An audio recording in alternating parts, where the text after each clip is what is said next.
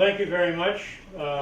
This is, I'm going to try not to make this complex because you all know what the internet is today, but if I was standing in front of you in 1990 when I first learned about the internet, no one would have known what I was talking about. And even when I embarked at that point on publishing information about how to use the internet and what it might be, again, nobody believed in it. At the time, I was a library reference publisher. I had a PhD in history, but I'd gone into book publishing and primarily for research libraries around the world, and realized around 1980 that there wasn't, if I was going to make any money, it wasn't going to be from just publishing reference books, even though some of them were pretty interesting, like the Biographical Directory of the Governors of the United States, 2,100 biographies, multi-volume, took about 5 years to put out. But I realized that as I was cruising around with talking with librarians, that I had also embarked on the use of microfiche. Does anyone remember what microfiche was? I think everyone in this room used it. But if I was speaking to a group of under 40, just under, I'm sure you're all under 40, but all under 40-year-olds, there are very few people who know what microfiche or microfilm was.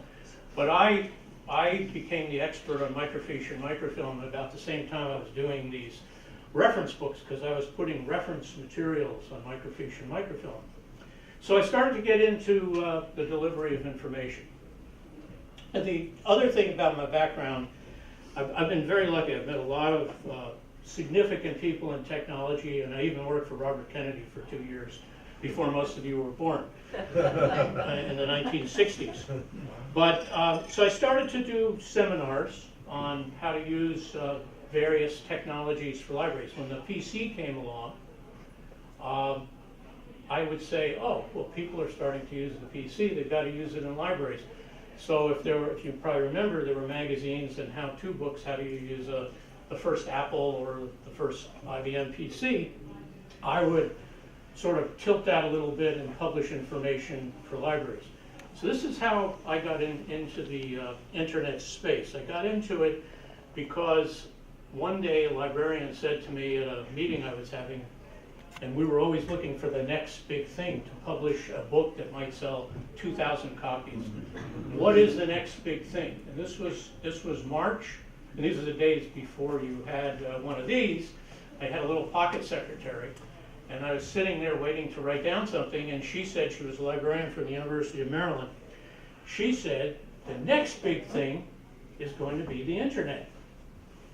And I said, what is the internet? And she started to explain it. And I must say, I understood it. Well, there are 2 or 3 things. And I just want to ask, who in this room has any stories about the first time they heard about the internet at all? Can anyone?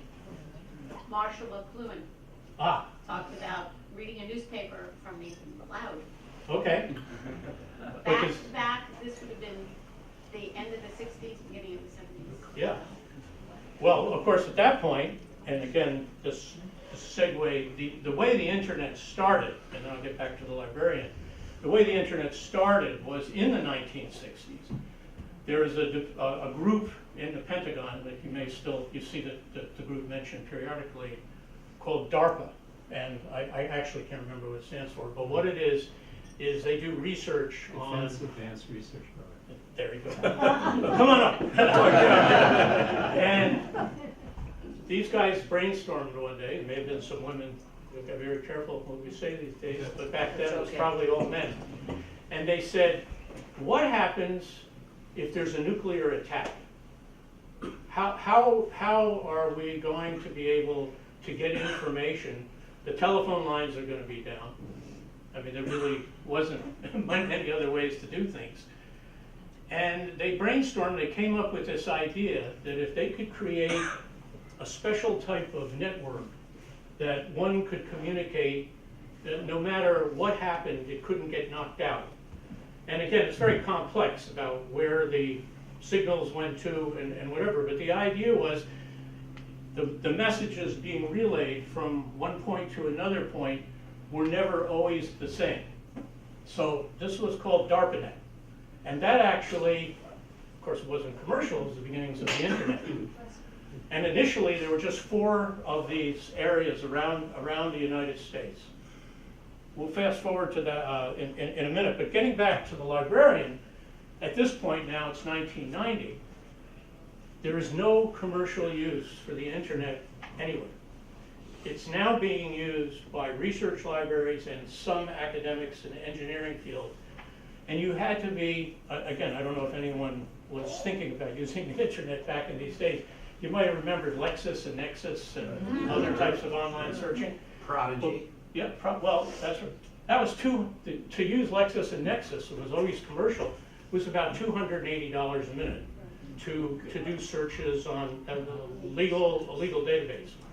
So what you now had is you had that which was considered very, very avant-garde, and you had the government and various academics able to communicate on what was DARPANET and is now not commercial yet, but being used by universities and colleges and other research institutions around the world. And as they started to use it, more and more people got on it. But in order to get onto it, your normal, even if you had a PC by this point, it was nearly impossible. I mean, you really had to be a rocket scientist to figure out how to configure your PC or your Apple on how to use this. So it was almost impossible. But what this librarian said to me, and as I mentioned, not to talk about my background so much, I had a PhD in history, so I had spent a lot of time in research libraries. Remember, again, we'll be talking about more and more things which I call creative destruction, how we did things changed because of the internet. Remember the card catalog? Does anyone not know what the card catalog is? You don't do that anymore. And you go into the stacks. At some schools, they'd let you go in the stacks, and you find the specific category. So as soon as she said to me the internet, I said, I could see how this could deliver information very vertically, blah, blah, blah. So again, I don't want to spend a lot of time, but I think it's important to say I didn't just one day wake up and say, well, the internet's going to be a great thing. So I started off, and in those days, I published newsletters, print newsletters. And after 2 years, well, first of all, it took me over 18 months to find anybody who said that they could publish, I wanted to do a newsletter every other month, about 4 to 8 pages. Well, what's happening in this new technology? And the amazing thing was, it took me about 18 months before I even could find a librarian or anybody who said they could write more than 1 page a year. Wow. 1 page a year. First of all, nobody knew what it was. Those who sort of had an inkling of it said, no, it'll never be commercial. So it went on and on. And again, it could take hours, and people told me I would write a book about it. But essentially, and I have one other question for the group here. Does everyone know the concept of the black swan? Yes. Does anyone not know what the black swan is? Okay, so the idea of the black swan, in fact, there was a bestseller. Whoop, that's usually my wife, but she's here. Sorry about that. So the black swan, this was a bestseller about 12 years ago by Nassim Taleb, or Talab. The whole theory is, who knows what happened with the black swan? It's low probability, high destruction outcome, basically. So, yeah. The financial apocalypse would be a black swan. So the example that's used here, and how this writer came up with the concept, up until the first settlers went to Australia, if you went to anybody and said, what color is a swan? The answer would be white. And then the first group of settlers got to Australia, and they saw a black swan. So the idea that something that is so definite in your mind can change the black swan. So I read to you, and I used to be able to read these things. It's a little dark in here, so let me just pull this out. This won't take too long. So before the discovery of Australia, people in the old world were convinced that all swans were white, an unassailable belief as it seemed completely confirmed by empirical evidence. What we call here a black swan is an event with the following three attributes. First, it is an outlier. We know that term, right? An outlier, as it lies outside the realm of regular expectations. Second, it carries extreme impact. Third, in spite of the outlier status, human nature makes us concoct explanations for its occurrence after the fact. And so a small number of black swan or black swan events explain almost everything in our world, from the success of ideas and religions to the dynamics of historical events to elements of our own personal lives. I'm almost done here. Now this sort of, I guess, toots my horn, but so just listen to this. So when I ask people to name, and this is from 2005, when I ask people to name 3 recently implemented technologies, the most important, the ones that impact our world today, again, it's 2005, they usually propose the computer, the internet, and the laser. All 3 were unplanned, unpredicted, and unappreciated upon their discovery, and remained unappreciated well after their initial use. They were consequential. They were black swans. Now, I want you to understand this little 2-minute sequence of me on film from February 4th, or February 1st of 1994. You're going to see this guy who probably at this point in the United States is one of 200 people who know what the internet is. The World Wide Web has only been announced 50 days earlier than this. I am on a roadshow for a public offering because I am one of the first internet companies. And this 2-minute clip is hopefully fun to watch, and it's not too boring. Have to double click it. Here, have ever heard of the internet? Did someone raise their hand? Well, this is a record after 2 weeks. Of course, we have more people here. We usually get about 1 out of 25 or 30. I think we're a little better here today. Suffice it to say that the internet is the largest computer network in the world. I'm sure you've heard of CompuServe. Have everyone heard of CompuServe America Online? The largest one of those organizations has 1.5 million users or members. The internet today has 20 million, I repeat, 20 million people who belong or use the internet, and conservatively it is growing by 5 to 7% a month. Now, many of you have never heard of the term internet. I will tell you that it is an information delivery network that was started by the Department of Defense in the early 1970s and has now become an amalgam, a web of 15,000 networks around the world that have joined together to create high-speed link-ups at no charge to the user. That's why 20 million people belong, and that's why it's growing by 5% a month. 20 million, by next week at this time will be at 21 million probably. If you extrapolate that out, it's 1 billion people, I believe, by the end of the century. I say to you, and you'll see our products, we'll be very happy if it's only 10% accurate. The force or the way information is delivered over the internet is the equivalent of a fire hose to a swizzle stick.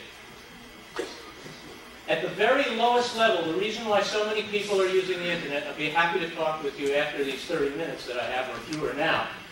The reason why people are joining such a rapid clip is that if any of you have used electronic mail, has anyone used electronic mail out there? That is, you know that when you send a message by conventional methods, MCI mail, through Prodigy or whatever, it's not real time. Sometimes it can take 5 hours for that message. On the internet, as fast as you type in your message, the other person can come right back to you, so you have real time. This is at the very lowest level of use of the internet, but this is one of the great attractions. Now I want to turn very quickly to you might consider an ancillary business for Meckler that we are going into in the next few months. I mentioned to you about the internet several times. Meckler Web will be one of the first commercial internet services that has ever been launched, or that will be launched. At the very lowest level, we will be creating a corporate presence for ourselves for these 20 million or more people that are out there and that are growing by 1 million a month. In addition to mounting, as we say, on the internet, full text of our articles, our databases, and our conference programs, we will also be creating what is known as a cyber mall. Has anyone ever heard the term cyberspace? Cyberspace is something you probably don't think you've ever heard about, but it's in the Wall Street Journal. Again, I'm going to show you quite frequently. This is where people meet on networks. If I call you or somehow I send out a message and someone picks it up and we can have a whole conversation. We may never meet, but we've met in cyberspace. We are going to offer organizations who want to have a corporate presence to these 20 million plus people a slot on Meckler Web for a nominal sum of money. This will be a whole opportunity, theoretically, for organizations and companies to perhaps attract business and contacts in a whole medium that they've never traveled in before. So think of how naive that sounds. I mean, this is years before Amazon.com. You know, we thought it was one of the first 400 or 500 websites in the world. And it's incredibly naive. But if you heard some of those numbers, today there are 50 billion devices on the internet that are connected. There are over 4 billion users. I was talking about 20 million. There's 60 billion text messages a day, and growing, of course, and 270 billion emails a day, and 3.5 billion Google searches. Of course, this is 7 years before Google. So it really is, you know, quite amazing. And what I wanted to do now is, can you just show me how to get to that first slide? Has everyone ever heard of the Gartner Group? It's a big research company. So this ties into, you're in good shape here. Can you put on that first slide?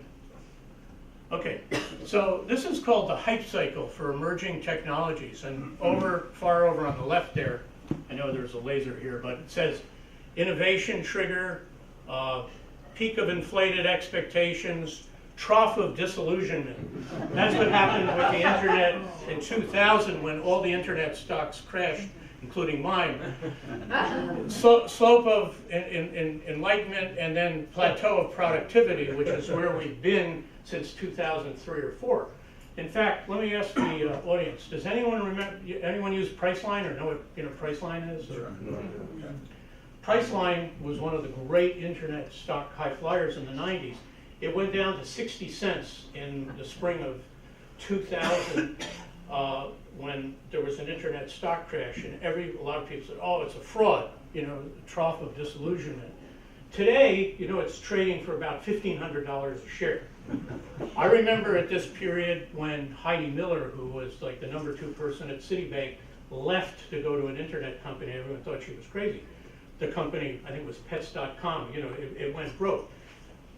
There were delivery services that were 15 years or 12 years too early. So this is what happens with all of these technologies, and that's what's certainly happened with the internet.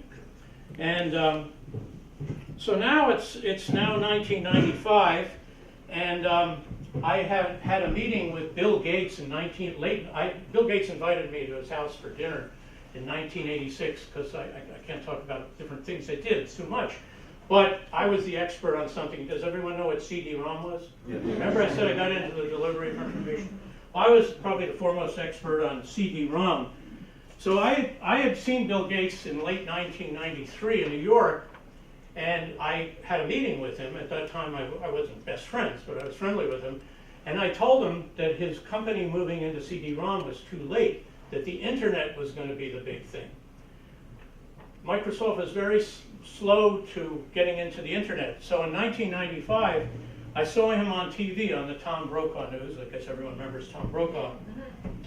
And I wrote to him because he said, Tom Brokaw said, so when was it that you realized the internet was going to be big? And mind you, I told him in December 1993. I said, I wonder if you, this is an email to Bill Gates, and I have it here in case anyone wants to see it. I mean, you save things like this. Right? I wonder, they saved my draft notice. You know. I wonder if you remember when we walked from the Union Square Theater in New York City to the Schaefer House, and you were launching Microsoft Home, and I told you about the launch of Internet World Magazine and the first Internet World Trade Show, which is now being held at the Javits Center. You were incredulous that there was a need for such a magazine or a trade show. I guess I was ahead of you on this one, although on the big scoreboard, it's several billion to 1.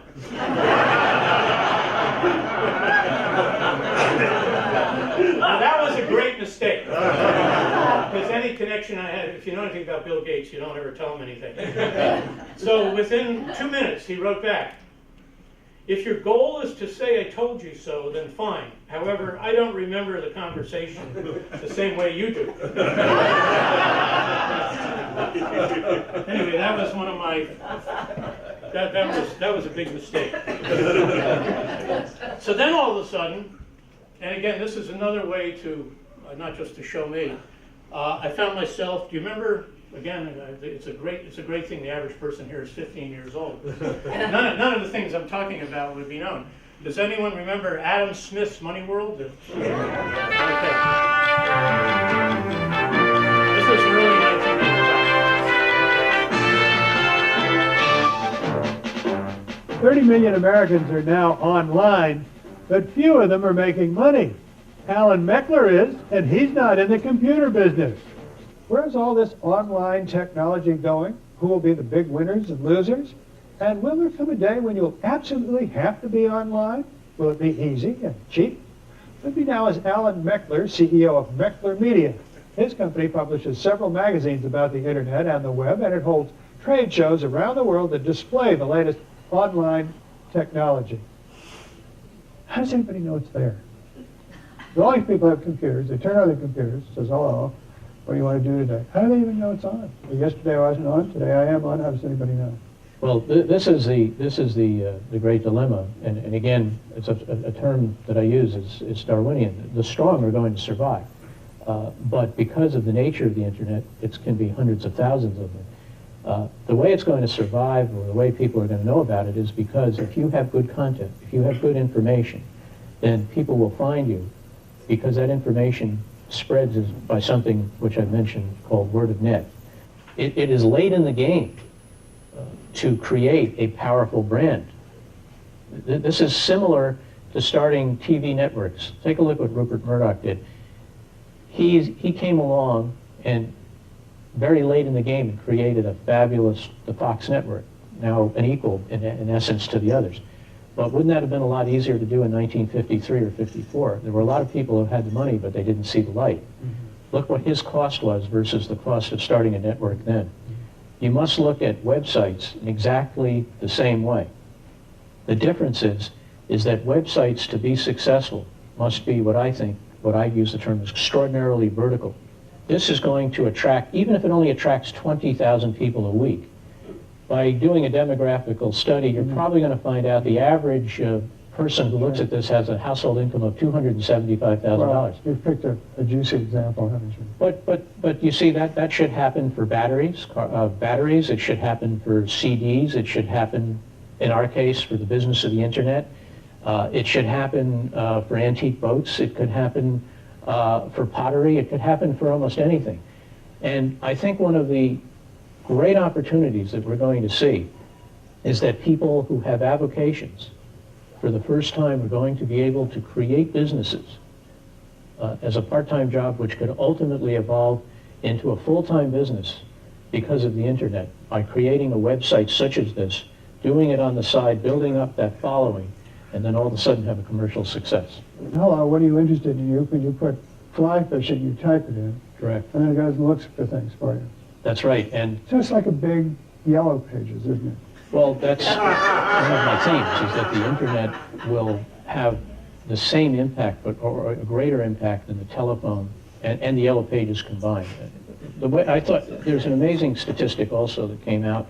Intel commissioned a study not too long ago, which asked people born after 1971, where did they think by the year 2000 they were going to get their information? What was going to be the primary source? 59% said the internet. I mean, not to toot my own horn, but it's amazing that we're talking about those things. And here was one of the great money minds and investing minds in the world, or in the United States. You know, he just didn't get it. And I'll tell you another thing. When I first made the change from being a library publisher to going B2B, so to speak, or into the whole world of the use of the internet, I needed to raise money. This is an incredible story. I put an ad in the Wall Street Journal offering half of what I had here. And we were the leader in anything to do with the internet, but we didn't have two nickels to rub together. For $500,000, 50% of the company. I either had inquiries at incredibly big companies, huge publishing companies, Hearst, Ziff Davis, CMP, IDG, they all thought I was insane. They all thought I was insane. You know why? Well, one, they didn't see a black swan. Two, I was 49 years old. And they would say to me, hey, at 49, you're over the hill. and it's because people, I mean, the stories are just amazing. And my wife's sitting here used to have to hear all these things. So anyway, there became this really big IPO craze. And I can remember going to France, that trade show where they showed pictures. I started that, it could fit in a room in 1993. By 1996, it was bigger than the Javits Center wasn't big enough to hold it. By 1997, it was in 20 countries.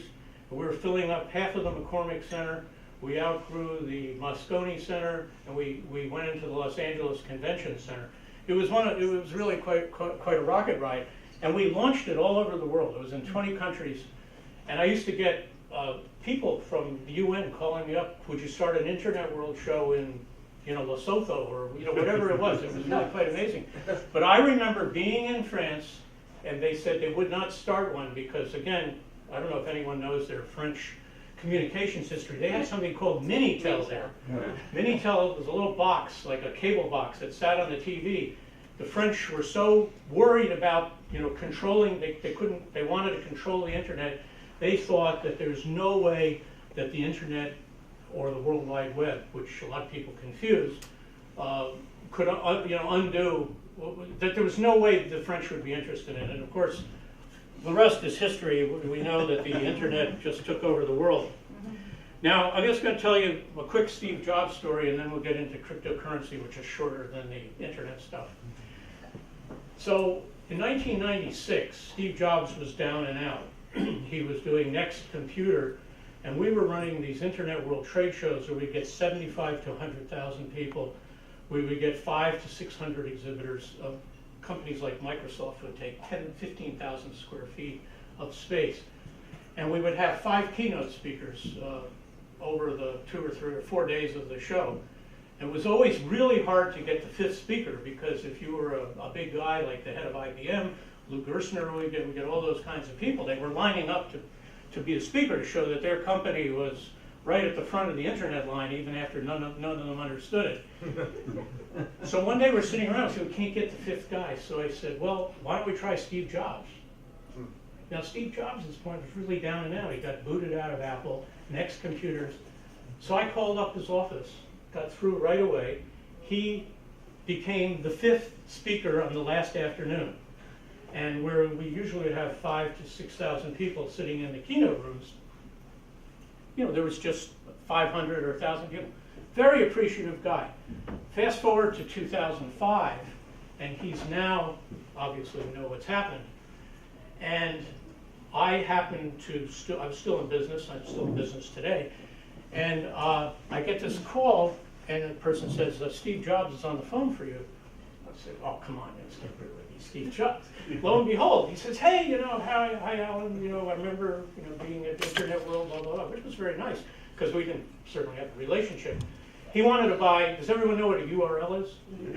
He wanted, and I still own it, it's called iWorld. You can understand why he wanted iWorld. So he offered me, right on the spot, this great Steve Jobs story. He said, here's the deal. I'm going to send you $500,000 in 24 hours for that URL. So think it over. I got the paperwork. We're all set to do this deal. Well, the reason, so I had checked with my tech team, which a lot of people think I'm technical. I really can't do anything with a computer. It's really true. In fact, even when I was on Adam Smith's Money World, I was still using a typewriter. It's really true. I just understood it, but I can't do anything with it. That's why Zach, my friend, is here today. Computers actually scare me. Part of it is that I'm left-handed, and growing up, my father always said, you can't do anything if you're left-handed. But anyway, it turned out that we were using iWorld. We had over 500 websites at this time that covered a whole mass of things. Everything came through that. If we sold Apple iWorld, our whole network would come down. So I called him back up, at the end of the story, and he said, it sounds like you're hemming and hawing. He said, remember the ground rules? And I said, well, I'm sorry, I've been told, and that was the end of that. Now, I do have one more really good story. You know who Jack Ma is? Does everyone know who Jack Ma is? Okay. So I was the first Western person that Jack Ma showed the business plan for Alibaba. And the way it happened, and Ellen was there, my wife was there, I was invited in 1999 by mostly expats and a lot of Chinese entrepreneurs to go to Beijing and do a 1-hour presentation and then to vet business plans. And we arrived, got right off the plane, we went to this a group of 400 or 500 people. I gave this talk, and at this point, the airport in Beijing, I don't know if I'm sure many of you have been there, was about as big as this room. And we were staying at the first modern Western hotel. It's hard to believe what's happened in 17 years. We were staying at a St. Regis, which was the first modern hotel. So I gave the talk. The guys who invited me took us out to dinner. And I get back to the hotel, and I said I agreed to look at business plans. Camped out in the lobby are about 150 young Chinese people, all with these papers, wanting me to look at their business plans. I went up to the room, and the phone starts ringing. We had to turn off. I felt like I was Elvis Presley, or they wanted me to say every time we'd come down in the elevator, they'd come running over. You know, would you look at this? So I looked at a few.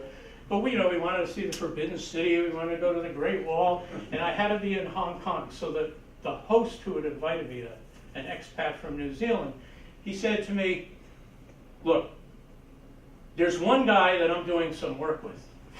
And he is just dying. He's been sleeping in the hotel lobby for the last 3 days. You got to see him." And I said, well, I've got to be in Hong Kong. So he said, we'll come down, we'll scrape the money together, we'll come to Hong Kong. Lo and behold, the next morning, there's this ex-rugby player guy from New Zealand, and Jack Ma. And if you've ever seen Jack Ma, he's a prototypical jockey. And we sat down, and pulls out this is October of 1999, pulls out this little, like a 20-page thing, and I said, I looked at it, I looked at so many of these things, I said, this is Amazon for Asia. And he said, right. So I said, well, I've invested in a few of these already, a few different plans that have been shown. I would love to invest in this. He said, oh, no. I just wanted a Westerner to look at it. I just raised $60,000 from a lot of people in my town or my city, and I really don't need any money. I'm going to be hugely successful. I don't want to give up any more equity right now. Now, at the time, you never have enough money, but I thought I had enough money, so I didn't push it. But anyway, that's my Jack Ma story. So now, who does everybody know what a Bitcoin is, or what it's about? I know about it, but I don't understand. Yeah. I'm willing to talk longer because I know that there is a time limit. We still have about 5 or 10 minutes of talking, right? Or do you want me to stop? No, I don't want you to stop. I wish you'd go on all night, but some of these people want to eat dinner, so we have to. The way the internet works is it's an internet protocol. It's a network, and what made it great, Here's the best example. If you got, when the fax machine first came out, I'm sure some of you can remember that. Yeah. If there was only one fax machine, it'd be useless, right? If there were only 2 people on a fax machine, it would still be pretty useless, right? But the more people that use the fax machine, the more valuable it becomes, and the bigger the network becomes, and the more valuable it becomes, etc. That's how the internet was built. It's more and more people on a network. Nobody owned the internet. That's what Bill Gates did not understand in 1993. It's hard to believe. He told me, I have 25 million people or 30 million people that use Microsoft Windows, and the biggest network, AOL or whatever, only has 14 million. I'm bigger. And I said, you don't understand. You can't own the internet. It's not a question of having members. This thing is going to be so large. So that's what's the key to the internet. The Bitcoin is exactly the same thing. And rather than my try to explain it, I have this great explanation that I just saw in the Wall Street Journal the last day or two. It's just a paragraph or two. But try to follow this. First unveiled in 2008, Bitcoin is a digital asset, okay, so you can't hold it, that exists across a network. Now the network is the key thing. It's no different than the beginnings of the internet. Exists across a network of linked computers. That's exactly what the internet is, linked computers that all run an identical version of the same program. The heart of that program is an open ledger of transactions. You might have heard of the term blockchain. That's what the blockchain is. Every Bitcoin trade goes into the ledger, and each computer on the network maintains an identical, constantly updated copy of the ledger, which makes counterfeiting Bitcoins impossible. Now, there are cases of fraud with Bitcoin, but it's not. So, this is an amazing situation. In 2009, when the Bitcoin was first unveiled, and nobody even knows, there's a fictional guy named Satoshi Nakamoto who created the Bitcoin. And he did it he loaded the whole concept onto a website, and he disappeared, even though he actually owns like 10 million Bitcoins, which are times 7,000, think what that's worth. Anyway, when he launched it, he said, there will only be 21 million Bitcoins ever. That's why it's intriguing to particularly libertarians. No government could all of a sudden just print more Bitcoins, no individual. So when it was launched, 1,309 Bitcoins for $1. So if you had $1, you could have bought 1,309 Bitcoins. Or if you were a real big splurger and you spent $100, you could have gotten almost 131,000. Now the Bitcoin price has dropped a lot in the last 2 days, but at $7,000, $100 would be worth $100 million today. Not bad, particularly if you were trading it. So, it's very hard to. It's just like the internet. I think in many, many ways. Certainly the backbone of it, the way it works, and even though you have people like Jamie Dimon saying it's a fraud, the head of Chase, a fraud, it's a bubble, whatever you want to say, it's now the only way you can do business in Venezuela, in Zimbabwe, and in many other countries where the currency is worthless. Bitcoin is now becoming the de facto federal currency, so to speak. And you're seeing more. Japan has totally embraced it. South Korea has pretty much totally embraced it. There's some very significant, the Swiss are even thinking of creating their own version of a version of it. It is incredibly complex, and it would require, not that I'm asking Alan to invite me back, but it would require it would require another hour, certainly half an hour, to go through it. But and I'm not telling anyone to go out and buy it. If you want my advice, I made people a lot of money on it. I told them, going back 4 years ago when I first heard about it, 4 years after it was launched, that it was a binary bet. Does everyone understand what binary is? It's one or the other. And that at that point, when I first heard about it, it was about $130. And I said, buy one, never trade it, and put it away, and it's going to be worth somewhere between $100,000 and $1 million in 20 or 30 years or 40 years or less. Or it's going to be worth nothing, but just buy one. And everyone I know who did that all sold it at $300.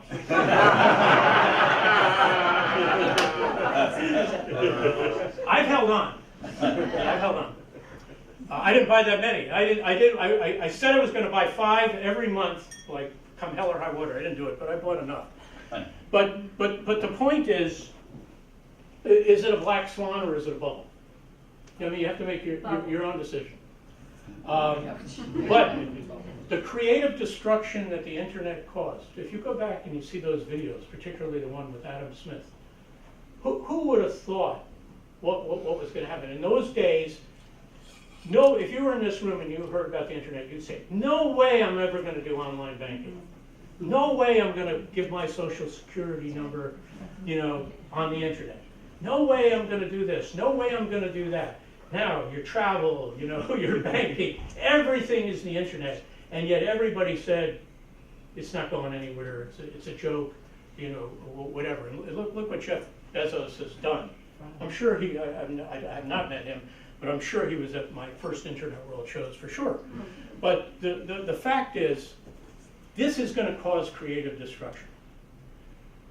The biggest key to cryptocurrency or the Bitcoin, and by the way, there's another side to this, the blockchain, and the fact that the way it works, there are other coins too. And again, I'm happy to sit for a few more minutes after we break up here.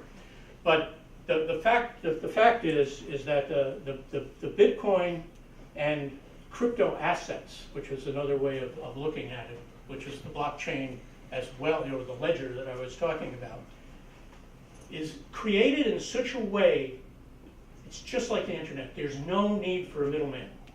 There's no need for a middleman. This is why the greatest threat to the banks and to almost every financial transaction you make, there's a middleman that gets a cut. Visa, MasterCard, American Express. I will guarantee you right now, I mean, I'm getting up there, we're all getting up there, so I don't know, I'm talking 10 years, you will see these credit card companies shredded. You will see the values of banks shredded because of this technology. No middleman is required. Insurance will be sold. It's a little complex to understand how it works with insurance, but you will see insurance policies cutting out. I hope none of you sell insurance, but it's actually going to expand, but also cut out the traditional people who sell insurance policies. So this is going to happen, I believe, over and over and over again. So I'm betting that it's not a bubble, that it's a true black swan, and that if we wanted to use baseball, it's the beginning of the first inning, and the first batter just walked out of the batter's box. I mean, out of the dugout to take the first pitch. In terms of what's going to happen here. So hopefully I've left you with some deep thoughts about what might be the next black swan, and also a little bit of history about the internet. Thank you very much. Thank you.